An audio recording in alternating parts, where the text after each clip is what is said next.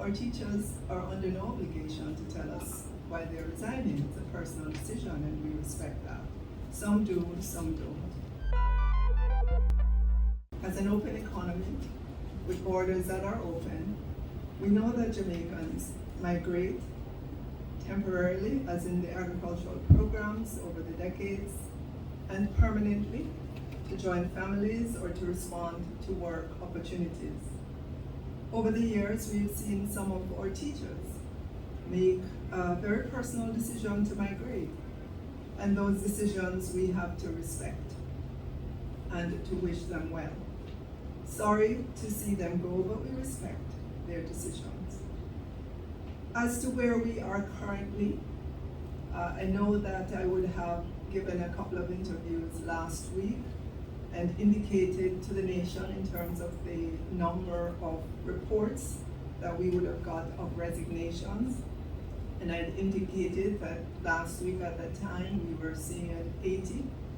The current number that we're looking at, and this is for the period July to present, is 167. These resignations we know will impact staffing for the new school year, as they are so close to the start of the new school year. Obviously, resignations that would have happened in the last school year, we would have seen where those would have been filled, or at least many of those would have been filled, and so those would not be in this number that I'm quoting to you this morning. Of course, we are still getting information from our school principals, and so these numbers, this 167, could change as we move towards the end of August and into September. The school year officially begins on the 5th of September, and even up to that time, there may be resignations. And some of these, of the resignations that we've gotten, may be due to migration. We do not know precisely, because our teachers are under no obligation to tell us why they're resigning. It's a personal decision, and we respect that. Some do, some don't. And so we know that resignations are for a number of different reasons.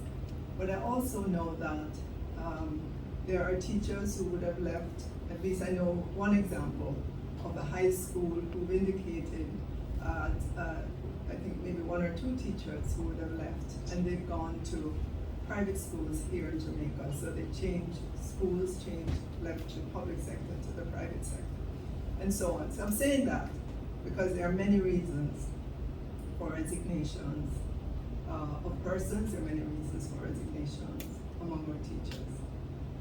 Today we're using this medium to acknowledge the staffing challenges that some of our school leaders would have reported as a result of the resignation of some of our teachers, and the short supply of teachers in some of the subject areas taught at the secondary level.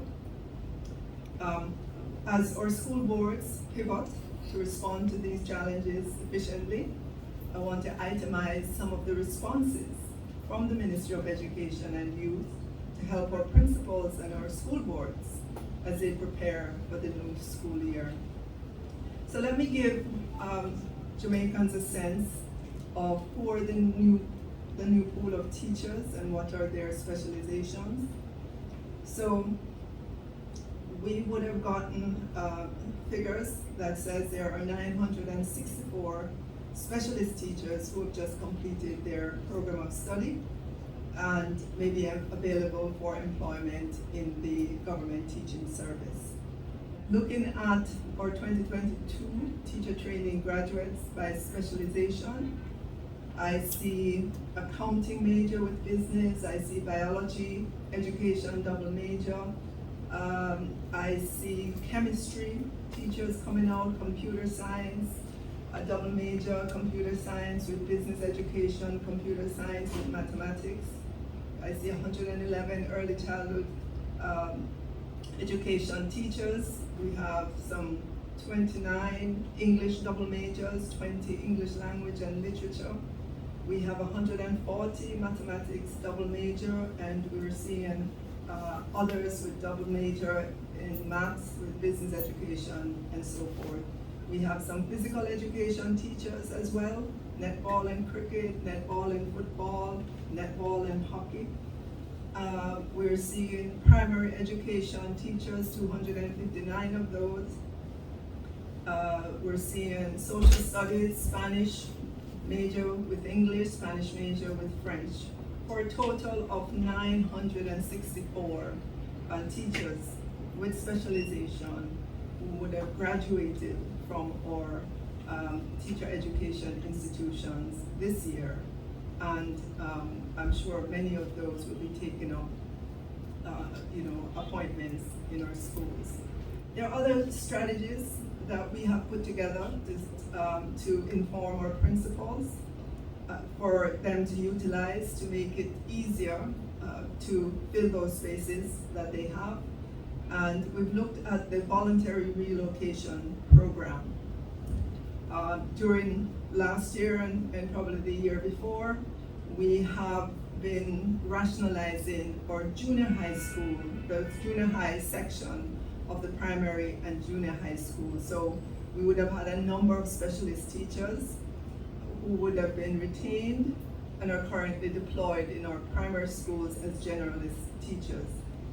These teachers have been permanently employed, and some have been appointed as senior teachers. We are indicating to these teachers that they can use our voluntary relocation program to go into the high schools with their specialization. Of course, we would need to be in touch with you to know who you are, so that we can ensure that in the movement you do not lose any of your current benefits. And instead of resigning and giving up their permanent status in the government teaching service, as well as their senior teacher appointment and attendance allowances, the teachers will be allowed to take up new appointment with all the benefits of the substantive post in another public school. Under this facility, the school board employs the teacher for 1 year of service in a clear vacancy, after which the school board that recruited the teacher may decide to retain the teacher permanently with all the benefits earned intact. We do have teachers coming in under the Jamaica Cuban Bilateral program. We have 70 teachers there, 59 of them are Spanish teachers, 5 in chemistry, 3 in mathematics, and 3 in physics. We have a framework agreement, or an MOU, with the Cuban government, under which we bring in these teachers into our system, which we have been doing now for many years. And of course, we always keep the lines of communication open. And in this case, should there be a need for additional teachers, in terms of Spanish and some of the other specializations. We're given pre-approval for the replacement of teachers in clear vacancies. Obviously, the formal request should still be submitted by each school, or the formal response by the regional office. But this will create greater efficiency in the system, and reduce the time that it would take in terms of the backing and forth between the ministry and the teachers. We also are calling on schools to increase the use of information and communication technology. Flipped classrooms, where teachers are well aware the student will start their lessons at home, finish it in the classroom. To use videotaping of lessons, televised learning, etc., that allow for the reuse of asynchronous experiences, which may be monitored with the assistance of student leaders. We're encouraging our school administrators to share their resume database as well with each other to support targeted and efficient recruitment of staff. And we are asking schools to also capitalize on the shared expertise of teachers through the Twinning of Schools program. There were several schools involved with this program within the same quality education circle. They may operate with the same timetable, or for areas where there's a short supply, and share expertise using the virtual space or recorded lessons. In some instances, a teacher may rotate or rope on a weekly basis to provide in-person lessons across twinned or paired schools, and where this is done, the ministry will compensate the teacher for the traveling costs. Of course, special approval must be requested for this facility to be funded with appropriate justification. And finally, let me say the ministry is aware that the nuances on the ground are many, the nuances in our schools are many, and therefore we encourage our school leaders to make contact with their regional offices to explore other creative approaches to ensure that teaching or contact time is maximized at the school level.